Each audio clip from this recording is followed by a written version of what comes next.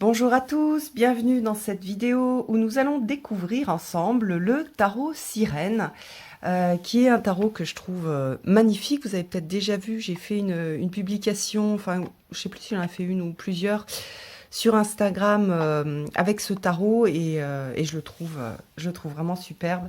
Et j'adore la petite boîte. Enfin bref, voilà, on va regarder ça ensemble. Juste avant de vous le montrer, les créateurs du tarot Sirène, ce sont aussi les créateurs du Marshmallow Marseille, donc Wandering Oracle, vous allez voir, les boîtes sont identiques. Donc ils avaient fait un tarot de Marseille avec des personnages et des représentations de couleurs guimauve. Donc on a ce côté très doux, très pastel. Et voilà, je l'aime beaucoup, je trouve super agréable de travailler avec. Les cartes sont petites, hein, c'est des tailles cartes à jouer. Et au dos, sur cette version-là, on a un côté boule disco que j'aime beaucoup aussi. Et puis voilà. Donc, je voulais juste vous remontrer ça pour vous situer un petit peu les auteurs. Donc là, on va parler du Sirène. Donc, on a une boîte avec de la brillance et une couleur qui rappelle un petit peu une perle. Voilà, on a le nom, Wandering Oracle, avec le trident, la mer derrière. Ici, on a des écailles, on a une coquille Saint-Jacques.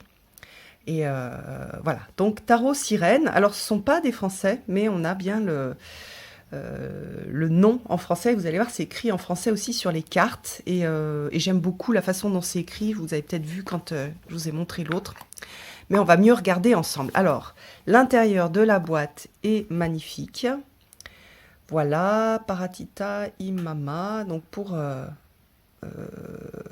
ma mère, et Grant, ça doit être ma grand-mère peut-être. Regardez, on a un petit dessin. J'adore. Alors, ensuite, donc toutes les cartes sont écrites en français avec des écritures qui... Alors quand, voilà, par exemple le battleur, quand on a un mot qui doit être coupé, il est un petit peu coupé n'importe où, comme ça se faisait à l'époque. Hein. Il faut se rendre compte que déjà l'orthographe, la notion d'orthographe et puis la façon d'écrire, c'est pas si vieux que ça. Donc dans l'ancien temps, c'était pas rare de voir des mots écrits de façon différente et puis aussi d'avoir des coupures un petit peu à des endroits où on n'a pas l'habitude de le voir. Donc tout le thème du tarot, donc c'est un tarot de Marseille avec, on va dire, une inspiration de Marseille, et tout le tarot est avec ce thème de sirène. Donc là, vous voyez, on a le fou, avec voilà, une queue de sirène, et puis le chien, c'est une petite bestiole de mer avec une queue de sirène aussi. C'est une sorte de chien ou de chat avec une queue de sirène. Alors il y a beaucoup d'humour, il y a beaucoup de douceur, il y a beaucoup de délicatesse dans ce jeu-là. Et comme le précédent, sauf que là, il y a un petit peu, il y a aussi voilà, le côté de la folie de mettre des sirènes à la place des hommes dans un Marseille. Voilà le dos qui est super beau, qui brille. C'est vraiment un beau jeu. Et puis on retrouve donc les codes du Marseille. Alors le magicien, on a donc pas un magicien, on a un battleur, donc avec le nom du tarot de Marseille. Voilà, donc il fait un peu... il fait un peu années 70 avec sa moustache. Moi, je l'aime bien. Il me fait rire aussi. Je le trouve très sympa. Ils ont repris aussi deux, trois choses qu'on peut voir sur des tarots de Marseille. On a voilà, le chapeau, la baguette, les coquillages. Les coupes, ça doit être le coquillage, je pense. Donc là, on a le denier. Et les épées, on dirait un Bernard l'Ermite. Donc voilà. Alors c'est pas un jeu qui arrive avec un guide. Donc il faut savoir utiliser le tarot ou avoir déjà un jeu de tarot. Alors la papesse, on retrouve le livre. Elle me fait penser au personnage qu'on a dans la petite sirène, qui vit dans une grotte. L'impératrice. Vous voyez comme c'est mignon les écritures. Voilà, donc on a l'impératrice et l'empereur. Vous voyez qu'on retrouve les boucliers, les blasons. Voilà, ils se font face avec le même le bâton de pouvoir, le sceptre.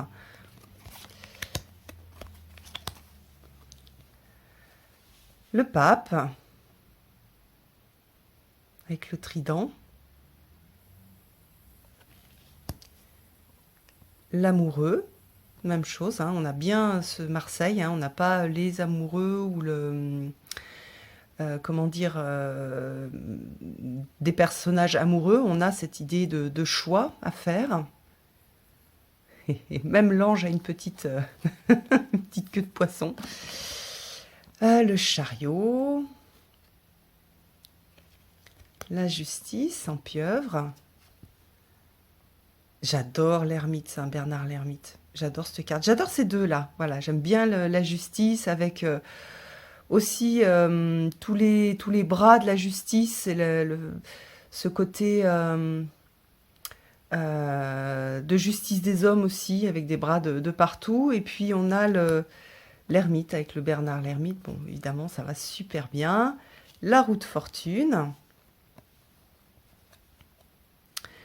La force. Les couleurs sont, oui, les couleurs sont très douces et vives. Et on a un ressenti, oui, tout doux. Le pendu. La mort. Classique, mais là aussi, on a une arête de poisson. La tempérance. Une jolie tempérance. J'aime bien le style de dessin, en fait. J'aime bien ce côté, ce mélange de traditionnel et de moderne avec une touche de oui, de bubblegum, de guimauve, on dirait presque, ce sont les couleurs qu'on avait dans les, je sais pas si ça existe encore, les gros chewing-gums, comment ça s'appelait? Les Malabar, voilà, il y a ce côté couleur de Malabar. Le diable. Donc c'est un jeu avec tous les codes du Marseille, mais par contre c'est beaucoup moins effrayant qu'à Marseille, puisqu'on a ce côté au niveau des couleurs et des représentations avec cet humour et cette douceur des couleurs. J'adore la lune. Je la trouve hyper belle.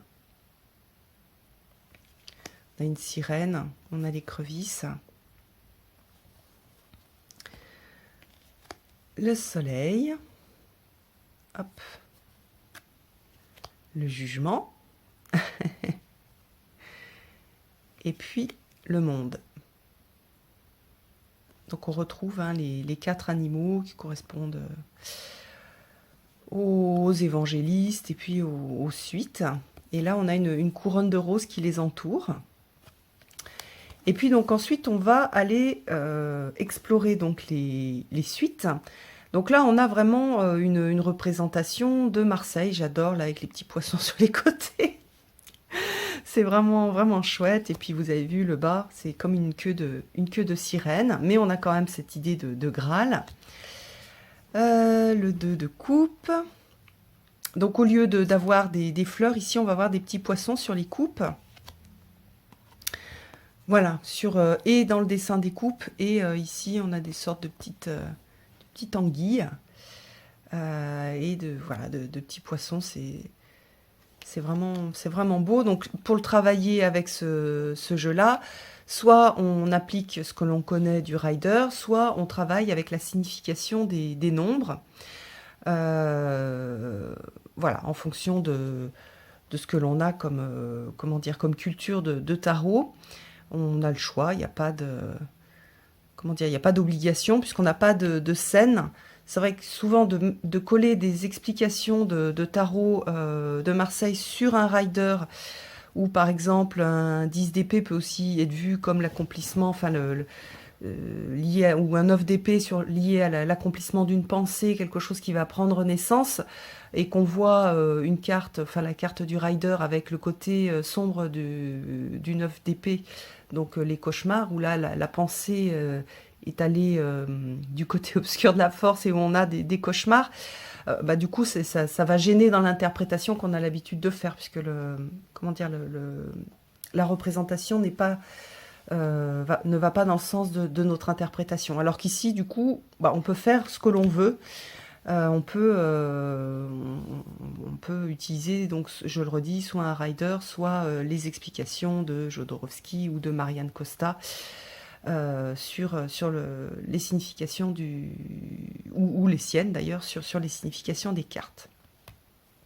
Alors, le valet, le cavalier, donc là on a des cheveux violets, petit lamentin, on dirait. Peut-être un autre... non, si, on dirait un petit lamentin. Voilà la jolie reine. Et puis le roi. Donc ici, on est plutôt dans du violet.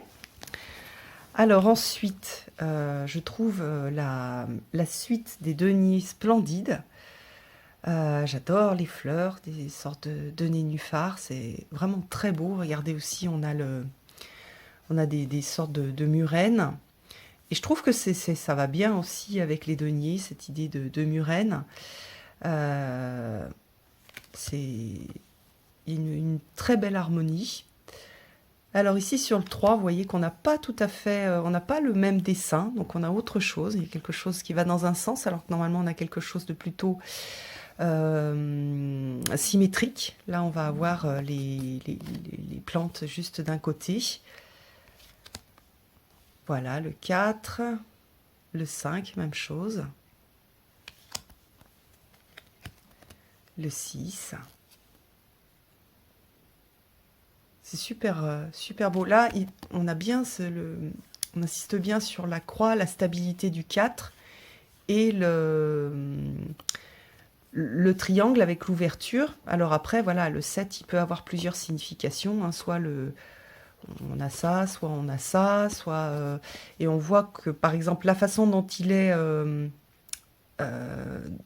représenté ici, on a quelque chose de plus instable que si on a mis le triangle dans l'autre sens.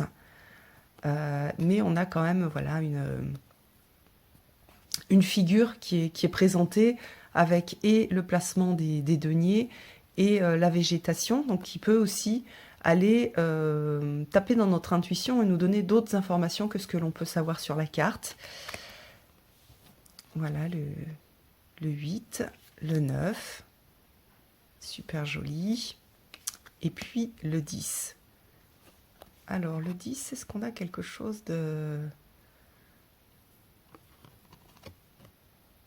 Non, on n'a pas les mêmes choses, il n'y a pas quelque chose de complètement réversible.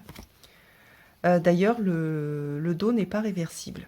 Donc comme ça, on sait si la carte est droite ou inversée. Alors, le valet de denier. Donc là, on a plutôt quelque chose dans les... ah non, on a plusieurs couleurs. Donc lui, il est plus dans les orangés. Il est beau, ce valet de denier. Le cavalier, avec une créature imaginaire. La jolie reine. Donc on la voit, hein, on en voit le positionnement avec cette fascination pour le denier. Le roi. Alors, les bâtons. Alors, vous voyez qu'on a une branche avec des roses, avec des... Zut. À cornes. Zut, des... Ah! Allons bon. J'ai perdu le mot. Des glands, pardon. Et puis, du raisin. Et puis ensuite, on va plutôt retrouver des roses. Donc, voilà le 2. Le 3. Donc, on a quelque chose d'assez...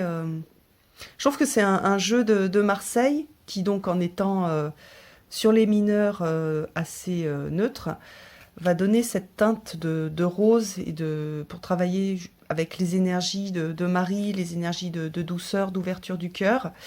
Et c'est intéressant que ces roses arrivent, enfin, aient été utilisées pour cette suite de bâtons qui représente plus donc le feu, l'action, mais aussi on a cette idée de passion et de spiritualité.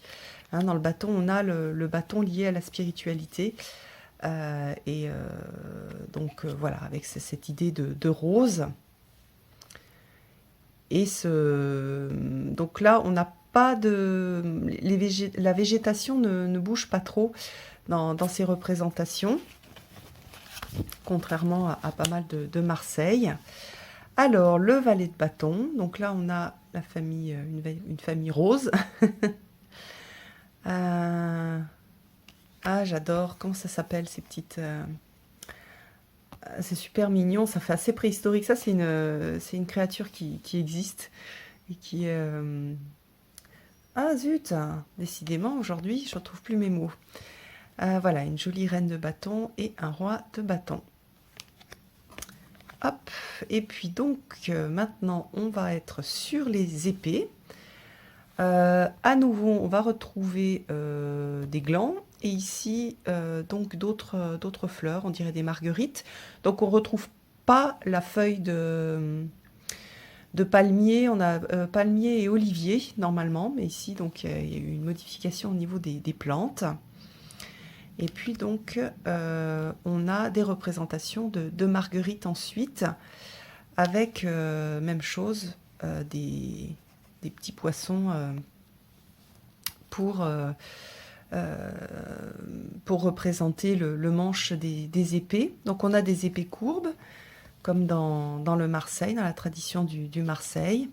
Ils sont donc des sabres, qui sont des sortes de sabres. Voilà, le 6, le 7. Donc on a ce rythme, en fait, cette respiration avec ouverture et après montée de l'épée, ouverture, montée de l'épée, que j'aime beaucoup et qu'on retrouve dans le Marseille. Voilà, les petites fleurs. Et puis la famille des épées. Donc là, on a le valet. Donc on est plutôt sur du bleu. Le cavalier, la reine et le roi. Alors c'est un jeu voilà, que moi j'affectionne particulièrement. Je ne l'ai pas depuis longtemps, donc je n'ai pas fait énormément de tirages. Alors les cartes sont assez raides, donc il ne faut pas trop les plier quand on le mélange. D'ailleurs, c'est un peu mieux de mélanger comme ça pour ne pas abîmer la carte. Voilà. Hop. Donc après, voilà un peu le type de rendu que l'on va avoir. Alors, quand on va faire un tirage, donc vous voyez, il y a quelque chose de tout doux. Hop, si je mets une carte supplémentaire. Alors, je l'ai mal mélangé, hein, je n'ai pas suffisamment mélangé, puis je suis pas sur une surface plane, donc ça glisse. Donc voilà, on va avoir cette ce feeling de petite sirène, je trouve. Donc un lien aussi avec ce conte. Il y a quelque chose de très émotionnel, hein, puisqu'on a aussi cette douceur des couleurs. Voilà, donc c'est une variante du Marseille. Je trouve ça assez intéressant, puisque il y a peu de variantes de Marseille. La plupart du temps, on a des variantes du Rider. Donc ce sont des jeux que je trouve intéressants. Donc lui, il a conservé donc les mineurs avec cette représentation et cette disposition particulière qu'on trouve sur les Marseille, sur les anciens Marseille. Donc voilà, c'est un petit peu c'est continuer ce travail qu'ils font sur le Marseille, qu'ils avaient commencé avec le marshmallow en mettant donc des couleurs toutes douces. et continuer ils ont continué voilà, dans ce travail-là en rajoutant en fait le côté marin et le côté sirène avec un peu je trouve une sensibilité de conte et d'histoire, tout en respectant à nouveau les représentations du Marseille. Donc voilà, j'espère que ça vous aura plu. Je vous embrasse tous et puis je vous donne rendez-vous pour une prochaine vidéo. À bientôt!